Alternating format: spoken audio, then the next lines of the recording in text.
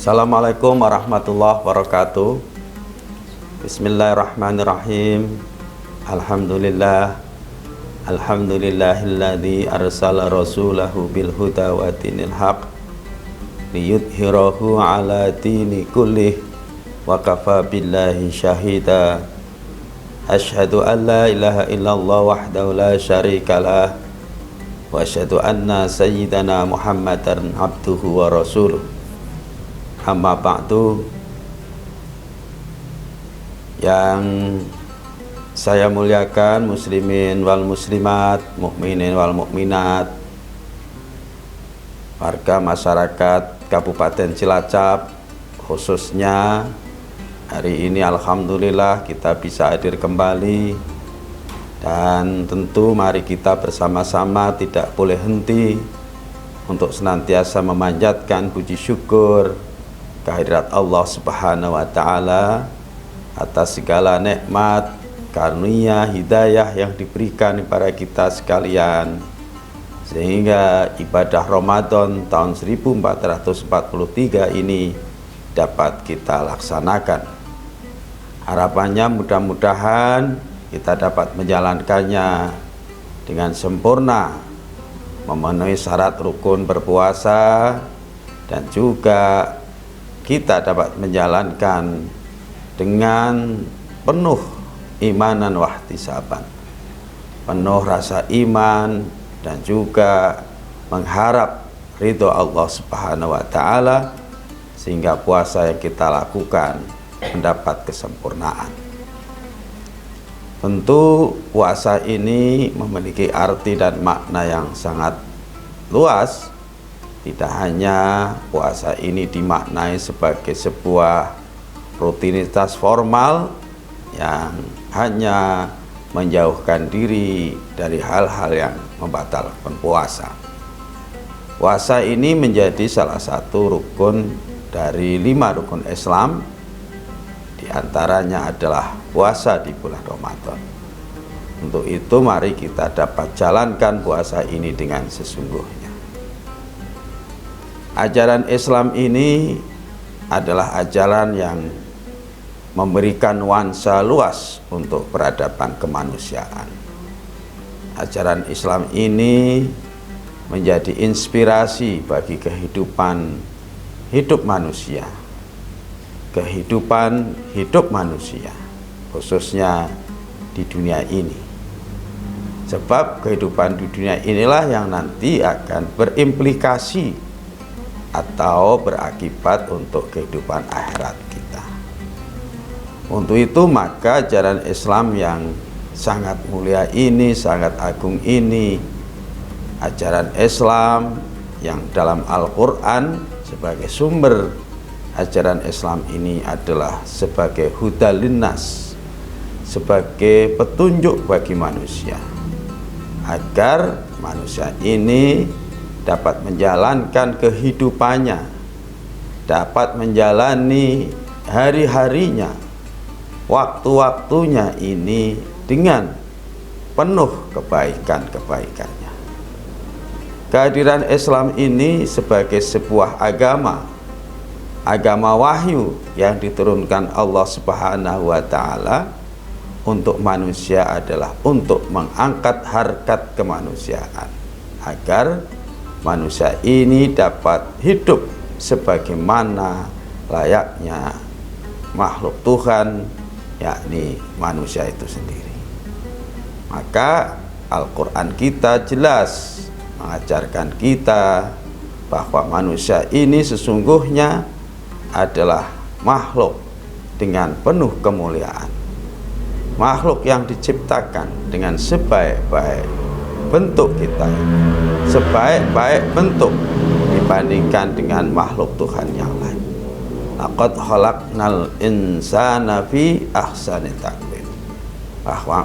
Bahwa manusia ini diciptakan ini adalah sebagai makhluk yang terbaik dibandingkan dengan makhluk Tuhan yang lain. Maka untuk menjaga kita agar kita tetap berada dalam kebaikan, tidak terjerembab atau jatuh dalam kehinaan, karena ayat berikutnya tsumma radadna asfala safilin, yakni manakala kita tidak bisa menjaga diri manusia ini dalam sisi kemanusiaannya, maka bisa kita akan terjatuhkan kepada lembah kehinaan. Untuk menjaga manusia ini tetap berada pada frame kemanusiaannya yang oleh Allah diberikan dengan banyak potensi. Ada potensi kuah al-aql, kekuatan akalnya yang bisa membedakan baik dan buruk, benar dan salah, dan juga untuk bisa membedakan mana itu perintah dari Allah dan itu larangan dari Allah. Maka lahirlah atau diturunkanlah yang disebut dengan agama. Maka agama ini yang membimbing kita, agama ini yang mengajari kita, baik dalam kehidupan individu kita sebagai pribadi. Sebagai pribadi tentu kita berharap agar hari-hari kita, waktu-waktu kita dalam menjalani kehidupan ini tetap berlandaskan agama. Agama yang membimbing kita, yang memberikan inspirasi bagi kita semua. Dan juga adalah karena kita tidak hidup sendirian, kita hidup bersinggungan dengan orang lain, dengan makhluk Tuhan yang lain, maka agama juga mengajarkan itu, mengajarkan bagaimana kita membangun hubungan antara kita dengan makhluk Tuhan yang lain yang disebut dengan hablu minannas. Hubungan kita dengan manusia, hablu minannas, dan makhluk Tuhan yang lain ini pun adalah dalam rangka menjaga nilai-nilai kita, nilai-nilai kemanusiaan kita, agar nilai-nilai itulah yang akan menjadikan kita itu berada dalam posisi sebagai makhluk terbaik kita. Kita hidup juga tidak sendirian. Kita hidup bermasyarakat tentu dengan lingkungan sekitar kita. Apakah lingkungan itu dalam skup terkecil yang disebut dengan RT, lebih luasnya adalah RW, desa, bahkan sampai berbangsa dan bernegara.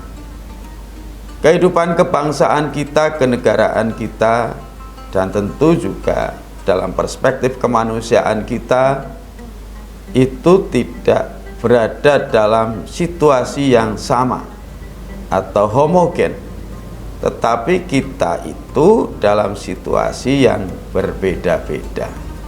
Berbeda-beda baik dalam situasi atau dalam kehidupan kita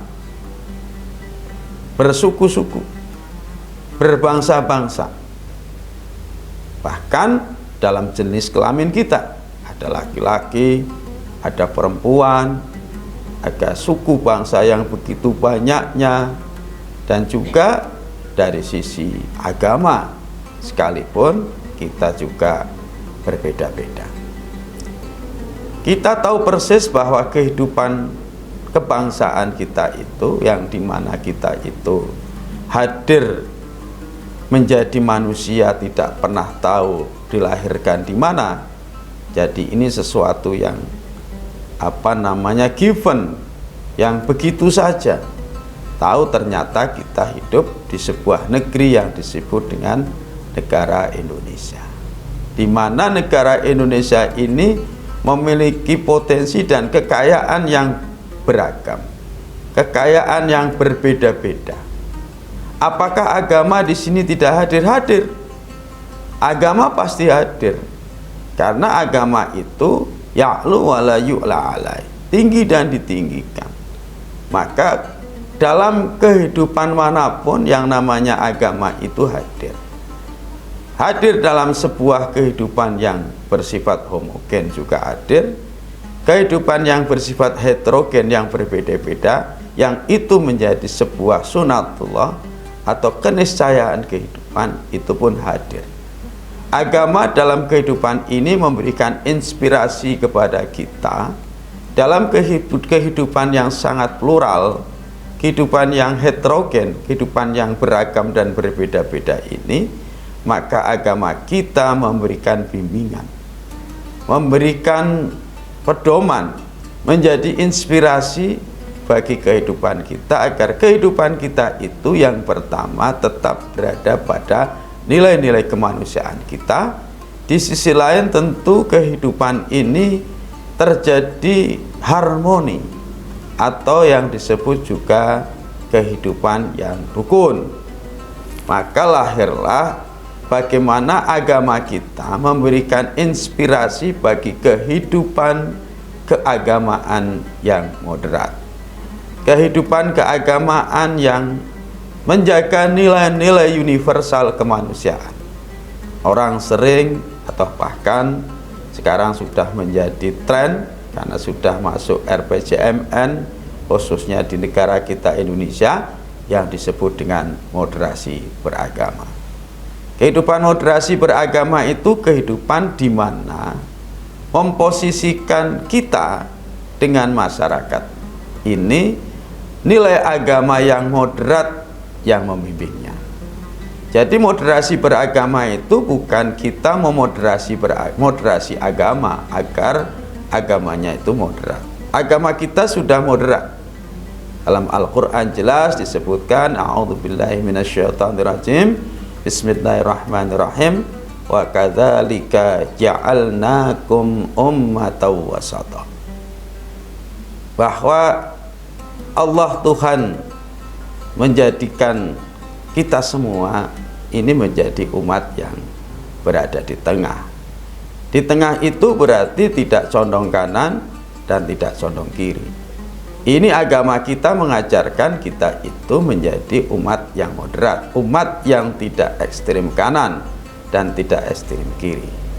Ekstrem kanan yaitu sebuah kehidupan di mana agama ini dibaca atau ditafsirkan secara letterlek. Agama dibaca, ditafsirkan sebagai sebuah teks yang bersifat hitam putih saja.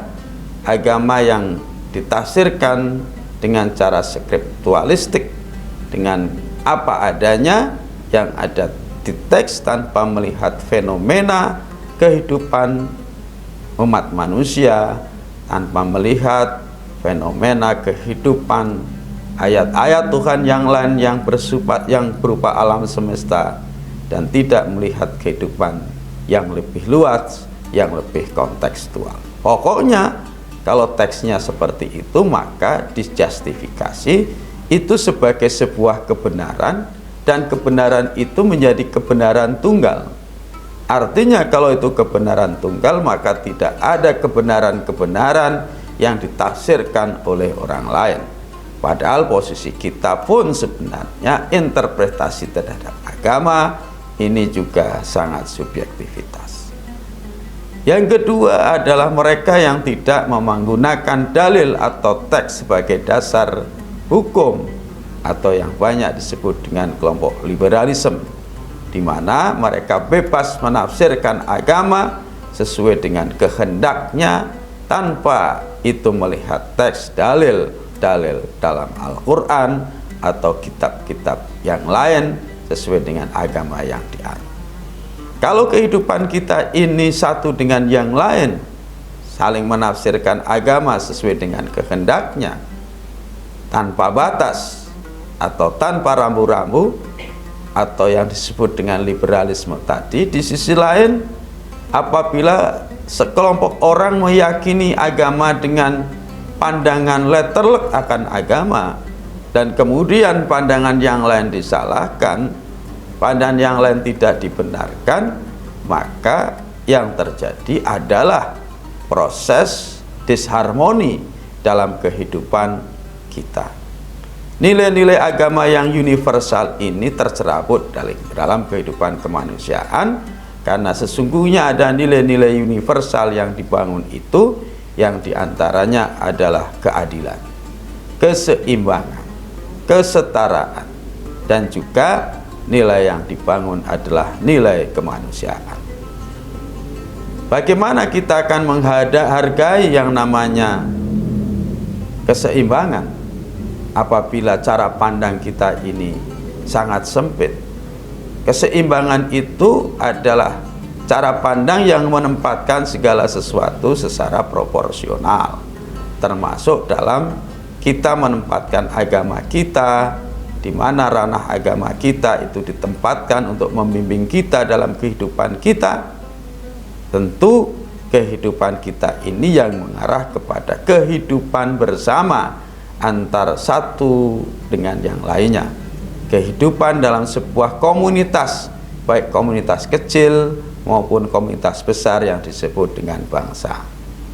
Ada beberapa indikator nilai-nilai moderasi beragama itu yang kemudian menjadi sarana kita untuk kita saling membangun kehidupan bersama ini. Yang pertama, karena kita hidup di sebuah negeri, bangsa yang disebut Indonesia, maka komitmen kebangsaan ini menjadi salah satu indikator dari moderasi beragama. Bagaimana komitmen kebangsaan ini? Yakni di mana kita secara faktual, secara nyata hidup di negara Indonesia, lahir di Indonesia, makan di Indonesia, meninggal di Indonesia, maka semangat kita mencintai negeri Indonesia ini tidak boleh terabaikan. Bahkan komitmen kebangsaan ini adalah menjadi satu indikator bahwa kita termasuk orang yang moderat dalam beragama. Jangan sampai kita hidup di negeri kita, Indonesia, besar di sini, kecintaan kita kepada negeri kita ini rendah, bahkan kita lebih membanggakan dan mencintai negeri orang lain, negeri sendiri kita ini dibuli, dan bahkan bulinya ini menggunakan teks dan dalil agama. Seperti misalnya, akhirnya negara kita pemerintahnya tauhid, mengibar menghormati bendera kita musyrik, dan bahkan segala sesuatu yang dilakukan aktivitas-aktivitas oleh para negeri kita ini, petinggi negeri kita ini, disebut sebagai aktivitas kekafiran. Yang kedua adalah adanya toleransi atau yang disebut dengan tasamuh, adalah sikap saling menghargai. Ini juga nilai kemanusiaan kita, karena sesungguhnya manusia itu dilahirkan dalam sebuah kesamaan. Kita dilahirkan adalah dalam kesetaraan. Inna akramakum indallahi atqakum. Bahwa sungguhnya yang paling mulia di sisi Allah itu bukan warna kulitnya, bukan jenis kelaminnya, bukan dari mana asal negara dan sukunya. Yang ini melahirkan sesungguhnya semangat saling menghargai, saling menolong, dan saling membantu. Bukan sebaliknya, yakni adanya sikap enggan untuk hidup bersama, menutup diri dan eksklusif dari kehidupan sosial kemasyarakatan. Tentu ini bukan nilai-nilai ajaran agama. Ini terjauh dari ajaran agama, terjauh agama menjadi inspirasi dalam kehidupan kita. Dan juga bagaimana kita menghadapi yang disebut dengan budaya lokal. Kita punya prinsip al-mukhaffadatu ala qadimi shalih wal ahdu bil jadidil aslah. Indikator yang ketiga itu adalah bagaimana menghargai budaya lokal yang baik dan kita lestarikan selama tidak bertentangan dengan agama kita. Dan yang keempat adalah anti radikalisme, karena radikalisme adalah pertentangan dengan ajaran agama. Tentu agama kita tidak mengajarkan sikap marah, tetapi sikap lemah lembut. Berkata saja kita diminta kaulan karima, kaulan syadida, dan seterusnya dan seterusnya, yang itu menggambarkan bahwa agama kita adalah agama penuh kasih sayang, agama yang lembut, agama yang rahmatan lil alamin. Dan kita berdakwah pun diperintahkan oleh Allah untuk bil hikmah wal mau'izatil hasanah. Betapa sesungguhnya agama kita itu menghargai nilai-nilai kemanusiaan, di mana manusia sesungguhnya hadir penuh dengan cinta dan kasih sayang. Saya kira itu yang saya sampaikan. Mudah-mudahan agama kita menginspirasi kita dalam kehidupan kita sehari-hari, sekaligus moderasi beragama itu juga menjadi nilai-nilai kemanusiaan kita, sehingga kita dalam membangun hubungan akan selalu harmonis dan rukun, sehingga seluruh aktivitas kita bisa berjalan lancar dan damai. Sekian, kurang lebihnya mohon maaf. Wallahul muwaffiq ila aqwamit thoriq. Assalamualaikum warahmatullahi wabarakatuh.